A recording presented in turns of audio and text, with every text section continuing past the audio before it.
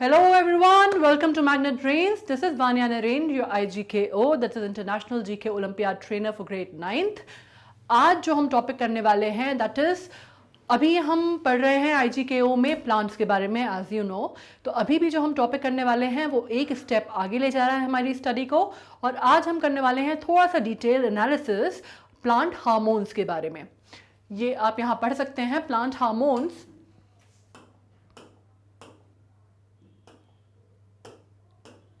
Okay जैसा कि आपको मालूम है हार्मोन्स के बारे में, जैसा कि हम ये बात समझते हैं कि हमने टेक्निकली ये बात जो मेडिकली हमने ये टर्म सुना हुआ है हार्मोन्स, और ये टर्म हमने सुना हुआ है इंसानों के लिए।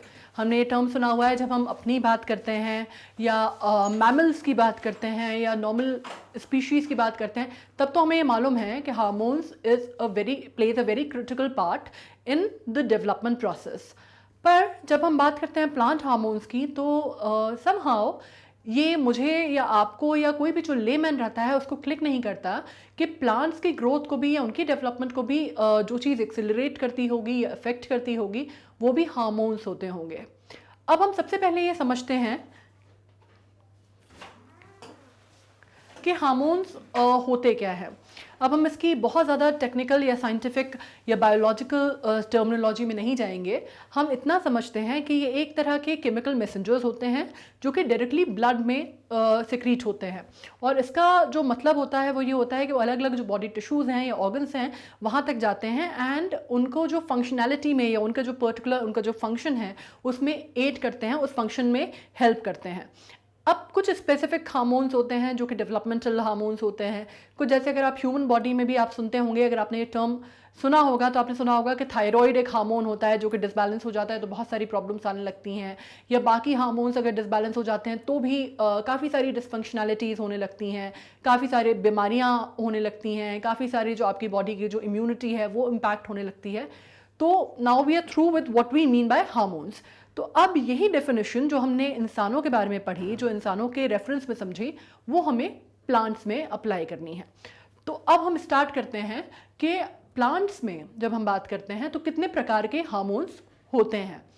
अब ये 5 हार्मोन्स जो हैं वो बहुत इंपॉर्टेंट माने जाते हैं, जैसे कि ऑक्सिन हो गया, जिबरेलिन हो गया, साइटोकाइनेंस हो गया, एबिसिक एसिड या ABA कहते हैं इसको जनरली, एथिलीन हो गया, फ्लोरोजेंस हो गए, ट्रोमेटिक हो गए।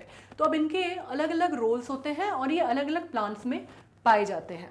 तो अब हम इनकी डिटेल्स में पढ़ते हैं कि क्या क्या किस पर्टिकुलर फॉर्मेट में होते हैं, किस पर्टिकुलर इनकी जो फंक्शनैलिटी होती है वो किस तरह की होती है, और अलग अलग हार्मोन्स क्या क्या रोल प्ले करते हैं।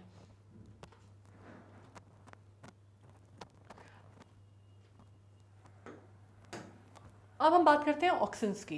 जब हम बात करते हैं ऑक्सिन्स की तो ऑक्सिन में हमें ये बात समझना ज़रूरी है कि ये जो पर्टिकुलर हार्मोन है ये डिस्कवर हुआ था, डार्विन ने किया था इसको 1880 में। अब डार्विन कौन है, इसका नाम या इसका जिक्र करना या इसके बारे में बताना तो मुझे नहीं लगता कि आपके लिए आपको बताना चाहिए मुझे। ये तो इतना बड़ा नाम है जो हर आदमी, हर स्टूडेंट, हर छोटा बड़ा आपकी एज तक जानता है कि चार्ल्स डार्विन कौन है। तो उन्होंने 1880 में इसको डिस्कवर किया था, ऑक्सिन हार्मोन को प्लांट्स के अंदर। और this is the hormone which controls the growth of plant. ये सबसे प्रिमिटिव, सबसे बेसिक हार्मोन माना जाता है जो कि किसी भी प्लांट की ग्रोथ को कंट्रोल करता है। कोई प्लांट किस फॉर्म में होगा, कितना साइज शेप होगा उसका, ये सब कुछ जो है, ये बेसिक ट्रेट्स जो हैं वो इस हार्मोन के थ्रू रेगुलेटेड होते हैं। अब हम इसमें पढ़ते हैं its formation takes place in apex part of the plant. इसका जो फॉर्मेशन है वो एपेक्स पार्ट में होता है प्लांट के, और उसके जो मेन फंक्शंस होते हैं वो क्या होते हैं।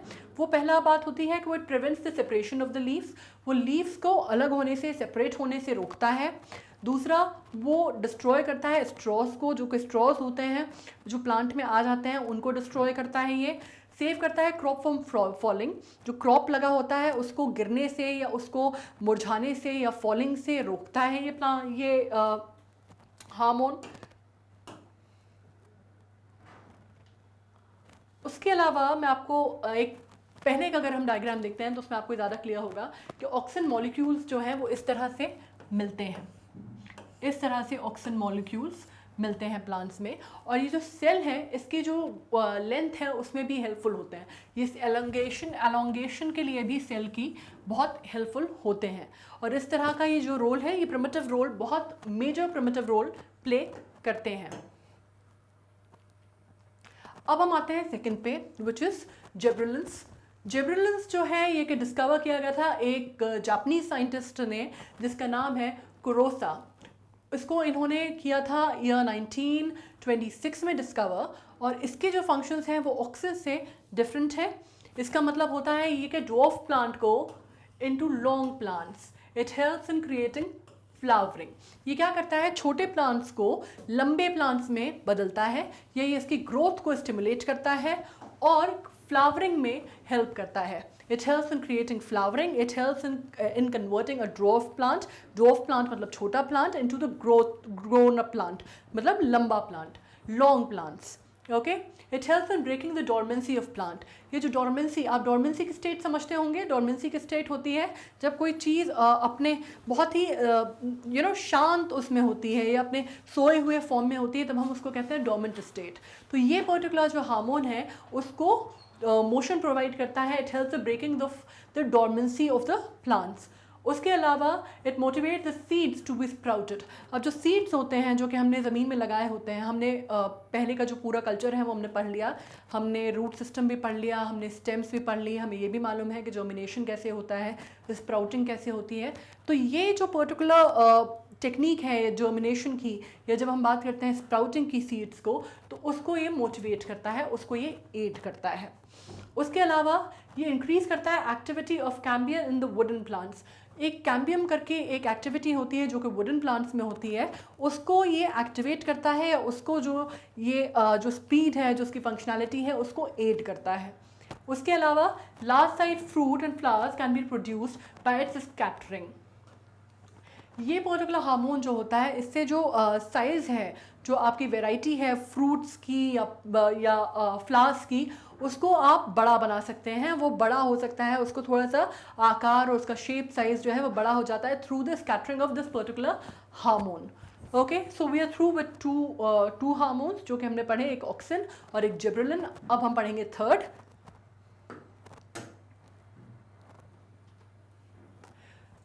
इसका नाम जो है वो है साइटोकाइनेंस।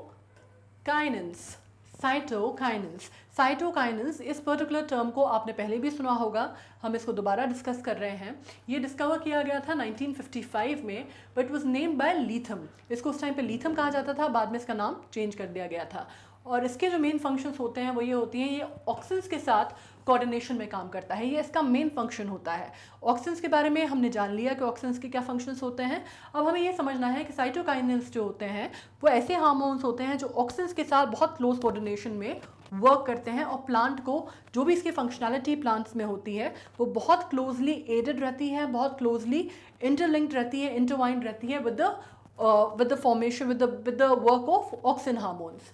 उसके अलावा it helps in cell division, ये सेल डिवीजन में हेल्प करता है, और development in the presence of auxins. अब ऑक्सिन्स के जो रोल हैं हार्मोन्स के वो हम पहले पढ़ चुके हैं, राइट। अब इसमें साइटोकाइनेंस की वजह से क्या होता है, उसका जो डेवलपमेंट है प्लांट का, उसको एड मिलती है। और जब तक ऑक्सिन्स की प्रेजेंस होना बहुत ज़रूरी है इसके लिए, ऑक्सिन्स की प्रेजेंस में ये सेल डिवीजन और डेवलपमेंट को एड करता है प्लांट्स की। तो ये इसका प्रिमिटिव रोल है। सबसे पहली चीज़ हमें जो समझनी है वो ये है कि ऑक्सिन्स की प्रेजेंस बहुत ज़रूरी है, क्योंकि बिना ऑक्सिन्स के ये वर्क अपने आप में इंडिपेंडेंटली नहीं कर पाता। Now comes the third point, it helps in breaking the dormancy of seed. ये डॉर्मेंसी ऑफ सीड को ब्रेक करने के लिए हेल्पफुल होता है। डॉर्मेंसी हमने भी पिछले उसमें भी पढ़ा, पर उसमें कंसेप्ट आपने समझा होगा कि यहाँ पे हमने बात की थी डॉर्मेंसी ऑफ प्लांट की, और यहाँ हम बात कर रहे हैं डॉर्मेंसी ऑफ सीड की। तो आपको दोनों में डिफरेंस समझ में आया, जिब्रेलिन के बीच में और साइटोकाइनेंस के बीच में। अब हम आते हैं फोर्थ पॉइंट पे, it is helpful in making RNA and protein. RNA और प्रोटीन बहुत ज़रूरी होता है किसी भी प्लांट ग्रोथ में, और किसी भी, जब हम प्लांट किंगडम की बात करते हैं, ये दो टर्मिनोलॉजी आप काफ़ी ज़्यादा सुनेंगे, और ये बहुत इंपॉर्टेंट होते हैं उनकी ग्रोथ के लिए, उनके ओवरऑल डेवलपमेंट के लिए, उनकी ग्रोथ हार्मोन्स के लिए, हर चीज़ के लिए। जब हम बात करते हैं किसी प्लांट को बड़ा करने की, या हम बात करते हैं प्रोटीन्स की, तो obviously that becomes a very very imperative terminology, that becomes a very very imperative term, और ये आरएनए और प्रोटीन की मेकिंग में हेल्पफुल होते हैं। और अगर ये दोनों चीज़ें नहीं हो तो किसी भी प्लांट का जो डेवलपमेंट है वो आप कह सकते हैं कि वो अंडर ग्रोन या अंडर डेवलप्ड रह जाता है। इसके अलावा हम बात करते हैं एबिसाइसिक की। एबिसाइसिक एसिड, या कुछ लोग एबिसिक एसिड बोलते हैं, कुछ लोग ABA बोलते हैं, डिपेंड करता है, अलग अलग उसके बहुत सारे प्रोनाउंसिएशंस होते हैं, आपको किस तरह का आपने सुना है। ये हार्मोन जो था ये इनिशियली डिस्कवर किया गया था कांस ने और एडिकोट ने, and later on by the warring. इसको 2-3 जो बायोलॉजिस्ट थे उन्होंने इसको डिस्कवर किया था, अलग अलग फेज में डिस्कवर होता रहा है। इसमें अलग अलग जो डिस्कवरीज हैं, जो एक्सप्लोरेशन है, इसमें कुछ एड ऑन्स होती रही हैं, थ्योरीज इसकी जो डेवलपमेंटल थ्योरीज हैं वो बहुत बाद तक भी आती रही हैं। उसके जो मेन फंक्शन होते हैं अब हम वो समझते हैं। इसका जो मेन फंक्शन होता है वो होता है hormone is against the growth, it keeps the seed and bud in the dormant condition. ये उल्टा है, राइट? ये ऐसा है, ABA को इस तरह का फॉर्मेट में बोला जाता है कि अभी तक हमने जो हार्मोन्स पढ़े वो ऐसे हार्मोन्स थे जो कि ग्रोथ को एक्सेलरेट कर रहे थे, आपको एक्सपोनेंशियली जो ग्रोथ थी उसके लिए रिस्पॉन्सिबल थे, उसको आगे बढ़ा रहे थे। But this particular hormone it is against the growth, इसको अगेंस्ट माना जाता है ग्रोथ के। ये सीड्स को और बड्स को डॉर्मेंट फॉर्मेट में कंडीशन में रखता है।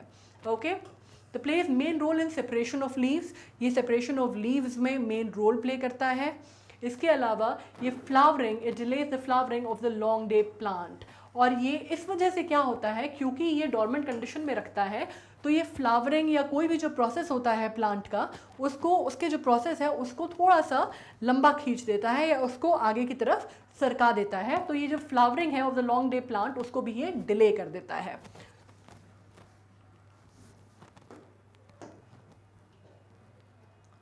अब हम बात करते हैं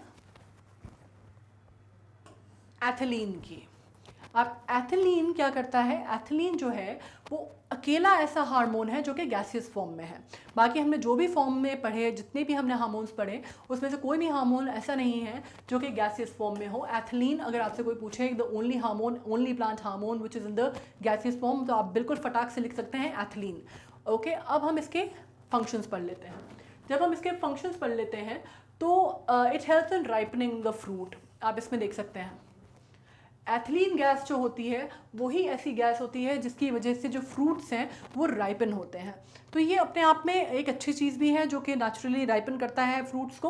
और कई बार जो फ्रूट सड़ जाते हैं तो वो भी excessive of the ethylene gas की वजह से होते हैं। So now we know the responsible factor behind the rottening of the fruits and the ripening of the fruits. आपको ये मालूम होना चाहिए the heavy, the light and the right balance is what makes it apt for consuming. Okay, तो अब it helps in ripening of the fruit, it increases the number of female flowers.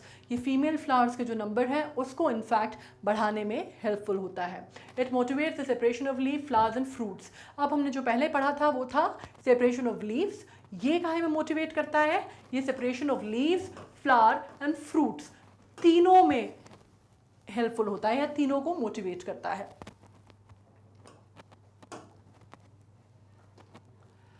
अब जो next आता है hormone वो है फ्लोरोजन।